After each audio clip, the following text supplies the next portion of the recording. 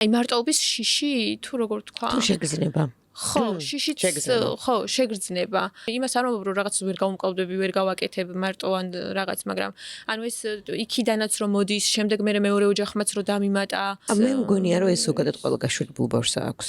ზოგადად.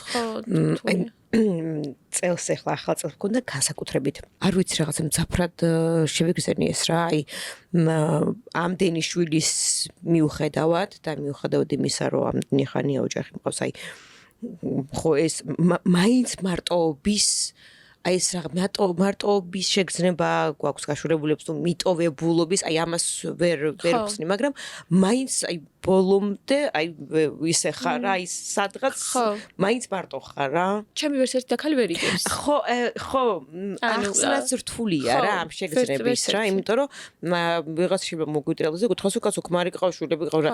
აი რაღაცა მაინც არის ის რაღაცა ერთი შეგრძნება რომელსაც ვერ ხსნის რა გაშულებული ბავშვი რომ რაღაც აი მიტოვებულობის გრძნობა თუ აი შიში რო არ დარჩი აი რაღაც რომელიც მარტო ჩვენ ვიცით. და მე უეზროდ მიდიხარ ფიქრებში, ხო? არასდროს არ მიდივარ ფიქრებში. არასდროს რომ მე არ გადავირიო და ანუ ამას იქვე ვტოვებ.